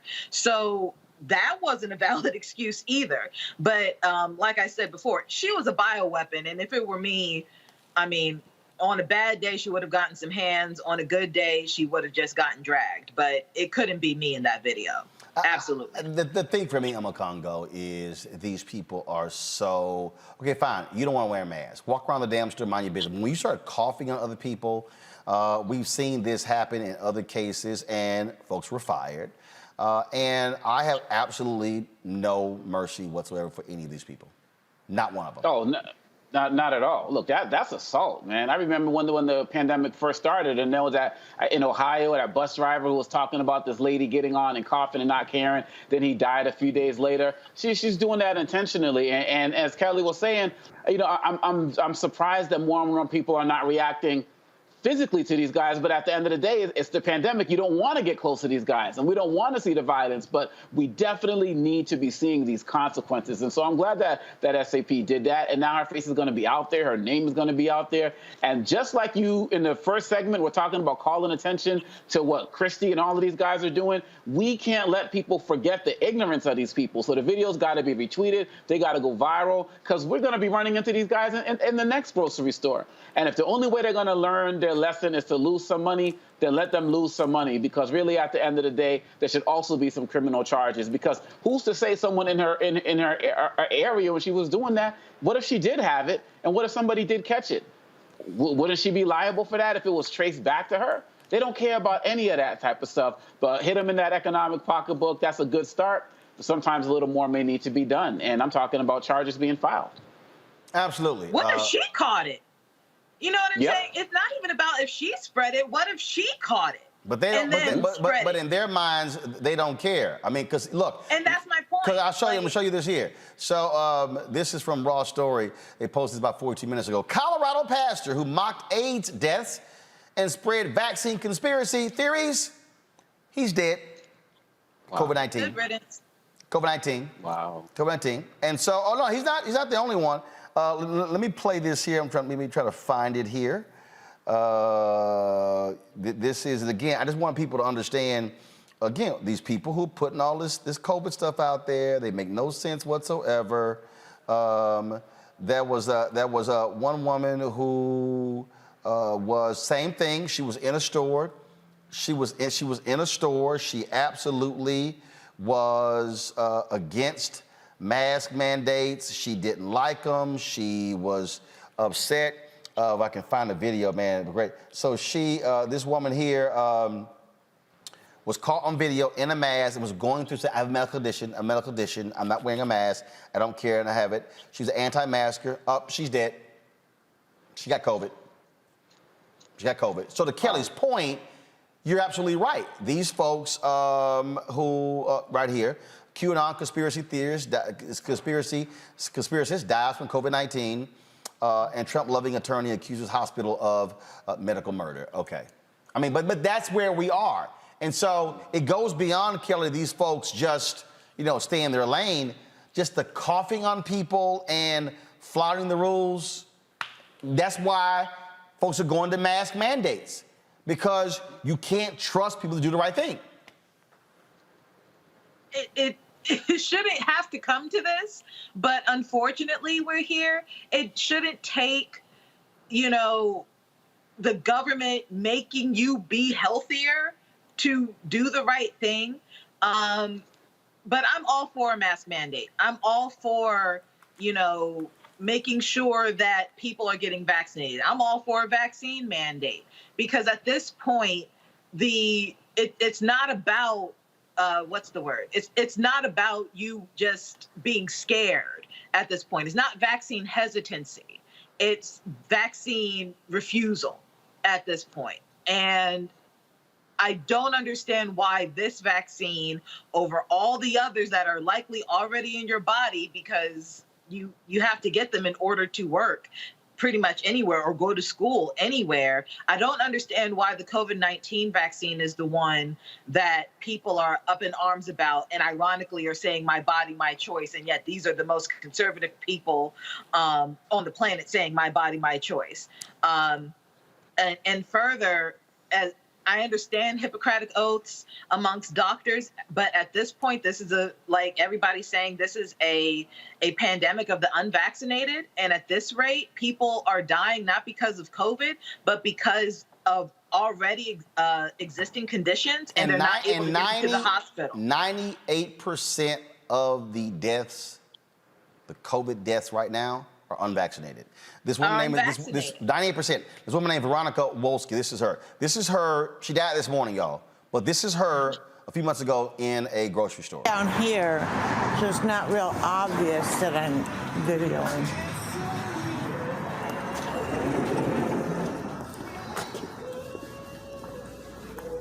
Hello. I have a face mask on, honey. And I have a medical exemption and a doctor's note. So I have, somebody sent me an email. Man, I'm not helping you. I'll get the manager, please. I have a medical exemption. Down here, so it's not real obvious that First of all, you're dressed like Zorro. You play dumb games, you get dumb prizes. I'm sorry, you've got a mask over your eyes, but you don't want to wear a mask over your mouth. Congo, I'm sorry. But again, and I'm not trying to mock her, but she died this morning of COVID. It's wow.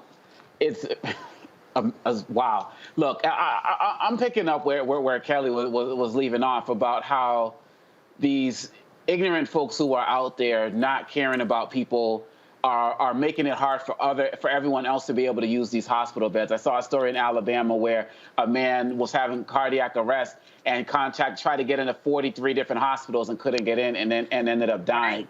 And so these guys are so ignorant, so rude, and so disrespectful. But now, and I'll never forget this, Roland. I guess the name I forget you had weeks ago, who said there's a difference between freedom and license. You don't have the license to just do things to make other people sick and jeopardize other people's lives.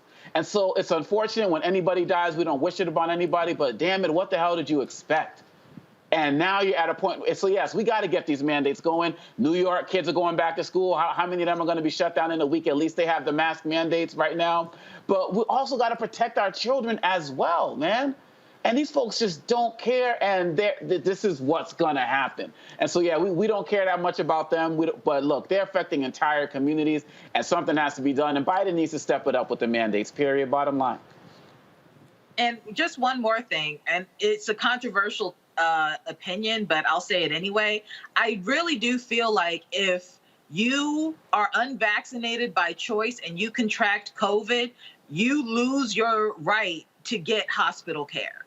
Just off bat. Like, if you really had every avenue at your disposal to get this vaccine and you choose not to get it because of whatever reason, I don't think you should be getting medical care. You should not be getting a hospital bed. There are people who are having heart attacks still. Other diseases still exist. Cancer still exists. Emergencies still exist. And you put yourself at risk by not getting something that is not only free and available, but is literally created to save your life, and you opt out of it. You basically gave yourself a DNR by not getting the vaccine. So you should not be getting a hospital bed. So I feel like that should be taken into consideration as well by hospitals and doctors, because they are overwhelmed by people who are frankly being dumb. And it's not about shaming them. They are, objectively speaking, being dumb by not taking something that is for them. It does not make sense to me. And then we've got to deal with this silliness right here. Let me just hold on. I'm really trying, y'all. I'm really trying to deal. So Nicki Minaj is now trending because Nicki Minaj posted this on Twitter. My cousin in Trinidad won't get the vaccine because his friend got it and became impotent. His testicles became swollen. His friend was weeks away from getting married. Now the girl called off the wedding. So just pray on it and make sure you're not comfortable with your decision. Make sure you're comfortable with your decision, not bullied. 5,297 retweets, 41,100 quote tweets, 26,300 likes. Okay. Wow. First, I'm a Congo. Your cousin actually believed that bullshit? your cousin actually believed that his boy caught COVID and now he impotent? Yeah, right. I think Nikki, I think your cousin's boy caught some other shit. And it's not gonna clear up in time for the wedding. Real talk. Come on, dog. Come on. Wow. You may need to come at her like you did with Busta Rhymes, man. I mean, these guys, you know, we talked about earlier in the segment, we were talking about Julius Jones and how celebrities have been stepping up. I've been so disappointed with how celebrities have been speaking out ignorantly about the vaccine, about the mask, and so on and so forth. You know, understand, you know, if you're not going to be for it, just don't say anything. All people are going to see is Nicki Minaj says the vaccines make you impotent. And that's it. And people are going to run with that. I can't believe, and yeah, it's probably going to be taken down, but it's already too late. You said it was like 4, she's trending now? Come on, it's going to be 1 million retweets by the time the night's over. It's all over the place. I mean, it's all, but again though, here's my whole deal. My cousin told me his friend got the vaccine and now he impotent and the girl called the wedding off. Here's the deal, Kelly, and this is just I'm sorry, I need to fix my face. I'm sorry. This is just me. This is just me. Nicki Minaj has 22,600,000 Twitter followers. Okay, If I go to Instagram right now, let me check. Nicki Minaj has 157 million Instagram followers. Okay. I don't even know what she has on Facebook. If I had to pull up Facebook, I would say, let's see here. Nicki Minaj on Facebook. I'm assuming she's on Facebook. Nicki Minaj has 48.5 million on Facebook. Okay? Okay, so Roland has 3.3 million between Instagram, Twitter, Facebook, YouTube. If a cousin of mine told me that his boy got the vaccine and now he's impotent and the girl called the wedding off, my ass is gonna say, put your boy and his doctor on the phone before my ass tweet that out. Cause I ain't trusting my cousin's boy to inform my 3.3 million followers, in her case, her 200 million followers. I'm just saying, I might ask a couple of more questions before that tweet gets posted. Go ahead. Two things. One, she doesn't have the journalistic integrity that you have for a plethora of reasons. You but ain't also, gotta be a journalist. Oh, no, I mean, you can be, that's just base, that's some hood stuff. Yo, boy. I'm talking about right now, it's somebody in the hood going, hold up.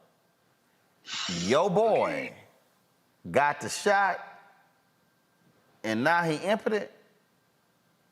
First of all, has your boy shown you his vaccine card? Which shot did he get? Mm-hmm. If your boy came back and said that he got the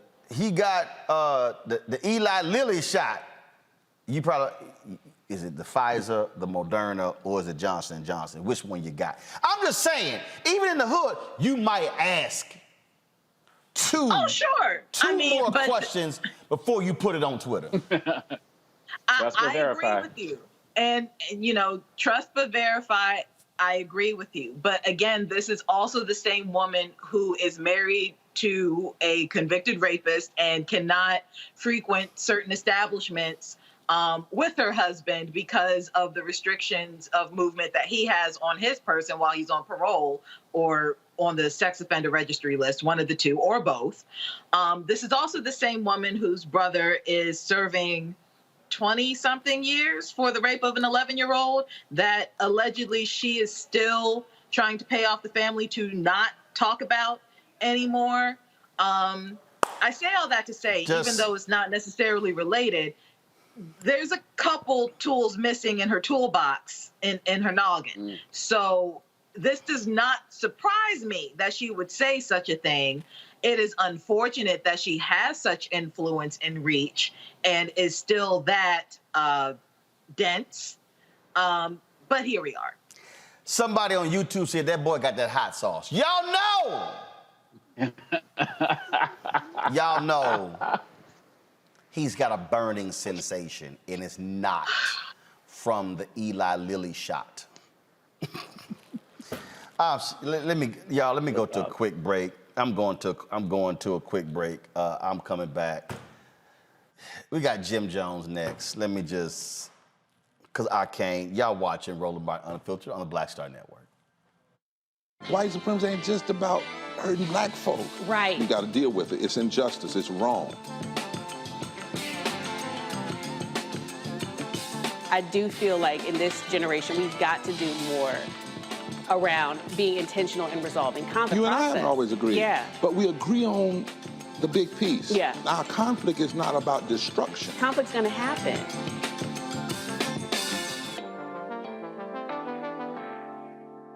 What's up, y'all? I'm Will Packard. Hello, I'm Bishop T.D. Jakes. What up, Lana Well?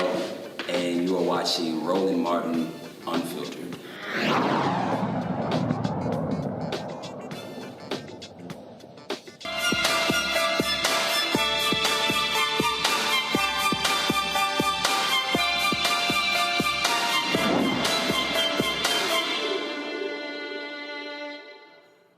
All right, a lot of people, of course, doing their best to get fit. We're coming out of the summer. We're now going into winter, of course, and folks are about to really get themselves going, trying to work through their workout routines. But so there's questions here. There's some people who are questioning, should they actually, what should they do? Is it work out? Is it change diet? Or should they actually get the surgery to actually reduce your weight? I was just joking on live stream a couple weeks ago with Pastor Jamal Bryant and Pastor William Murphy, also a singer. And Pastor Murphy has gone from I think he said in the video, 278 down to 225. And he said, look, I just couldn't do it as a result of weight loss and changing my diet. He said I had the surgery. And he also said people need to be open and honest if they have the surgery and don't front like they just lost it themselves. Watch this. Some of y'all don't know this, but I recently had a weight loss procedure.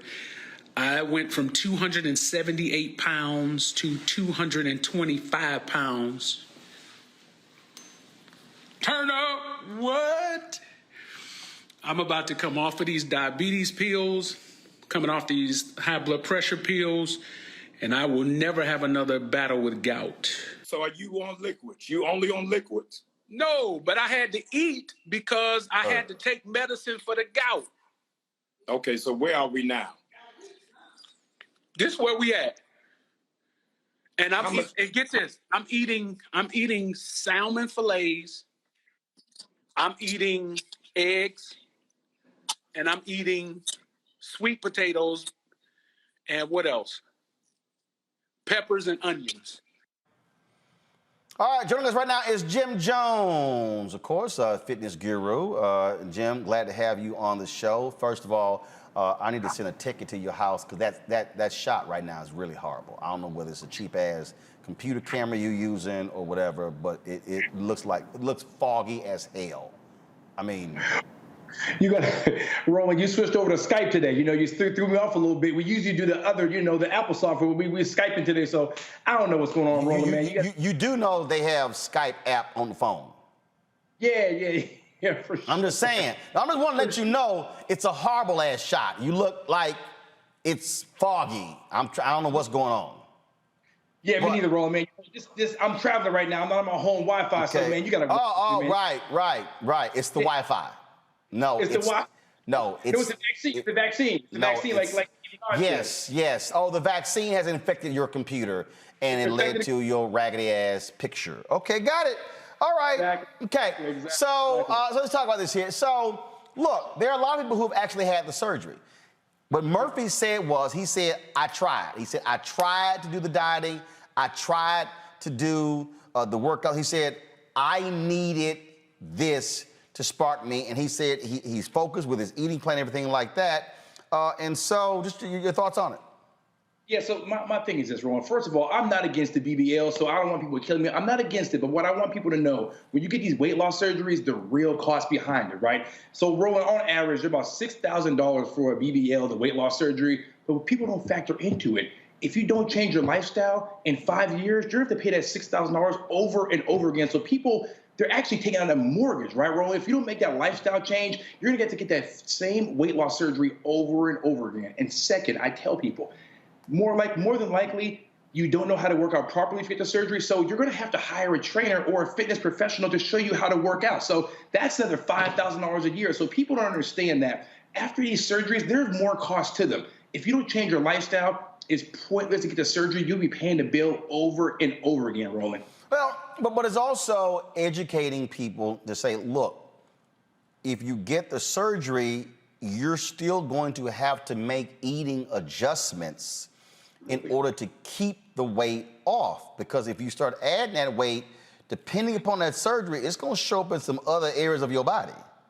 Absolutely, Roland. When people are understanding that, yes, you can get the surgery, but if you go back to your same lifestyle, if you don't make that lifestyle change, you're gonna be you just wasted that money, right? You'll see people they'll get the surgery, like you said, Roland, they'll gain the weight and go places that it'll go back to places that you don't want it to go to. So eventually, you're going to have to go to that gym. You're going to have to change that diet. You cannot avoid the gym and the diet. You can delay it, but you cannot avoid it. And so that's how I want people to know. When you get these surgeries, these Brazilian butt lifts, these different weight loss surgeries, understand, you're still going to that gym, whether you like it or not. And you're still going to have to eat right, whether you like it or not, or you're going to be paying that bill over and over again, $6,000 every 3 years for the surgery. But I do want to talk about, though, that if you do have the surgery, and I take it you probably have had clients who've had the surgery. And let's just be honest. There are some people who that is the only option they have. And you know what? If you make that decision and say, I'm going to get that particular surgery, former Congressman Jesse Jackson Jr. And his sister, Santita Jackson, both of them had the particular surgery. I think, I remember then former Congressman, he and I were having breakfast, and he was talking about, I think he had gotten up to 254. And he was just like, yo, I just couldn't. He was like, I had to have the surgery. And then after he did, intensive workouts, things along those lines. And so that is a reality, but there still is a plan that you're going to have to follow for the rest of your life after you have the surgery. Exactly, Roland. That's the thing. People don't understand. So what I always tell people is, contact a fitness professional before you get the surgery to kind of get that plan for that road back to recovery. So I want people to really know that it's fine to get the surgery. I'm not against the surgery. I'm like you said, that's the only option for a lot of people. But the thing is, though, contact the fitness or health professional. Have a plan. Surgery with no plan, that's what I'm against, Roland. Now, surgery with a plan, I'm okay with it. But if you're just going to go to the surgery and not really have it mapped out how you're going to change your life, that's the problem I have. Questions from my panelists. Kelly first for Jim Jones. Get it. Sure. So, in full transparency, I am one of those people who had weight loss surgery. I had the gastric sleeve almost 10 years ago. And from my heaviest to my from my heaviest to my lowest, I lost like 130, 140 pounds. Have I gained all the weight back? No. Am I as small as I was? Also no. But there are factors at play with that. But at the same time, you still have, before you even get the surgery, one, you have to lose weight on your own before you get the surgery. And two, you have to go in with a plan. That includes a mental plan, being therapy, a physical plan, being the exercise, and you need a support team, all of those things. I guess my question to you is, when it comes to weight loss, anything, how do you think we can break up the stigma of weight loss surgery, not BBL, because that's more cosmetic, but people who really actually needed it, because I needed it, because I also have PCOS, and there are people out there who have underlying conditions where you so much as think of bread and you gain 5 pounds. So it's how do you break the stigma of not only weight loss, but weight maintaining? Absolutely. No, that's a great question. I tell you, in the Black community, I think we got to focus on education, right? People go for BBLs. That's like at the forefront of when people think of surgery. But like you said, there's healthy weight loss surgery. So what we have to do is educate people, right? And I tell people, get on social media. Those people who are just popping back out saying they lost the weight, they went in the gym, that's a false narrative, right? So I try to just drill down on the education. Like, listen, there are different types of, like you said, different types of surgery. Let's get away from the BBLs, right? Because that's looked at as a quick fix. But let's look at, like you said, the weight loss surgery that you had that a lot of people should get and have a plan, right? So we just got to just focus on education and changing that Instagram narrative, right? I think that social media sometimes can taint our community and have us focus on the wrong thing. Makongo. So keeping it in the social media realm, because you're out there crushing it in that world as well, I want to ask about the young kids, right, who are seeing some of their celebrities and the like coming out looking a particular way, not knowing that they had that type of surgeries.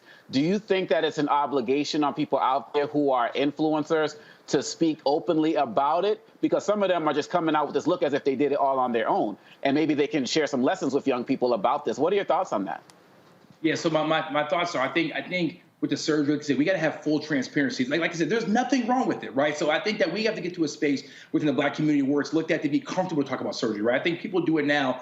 They kind of do it like it's a magic trick. Like, oh, here I am, I'm popping back out. I'm back out here, I'm back outside, new body, new me. But it's okay to be transparent. Let people know, because this is the thing.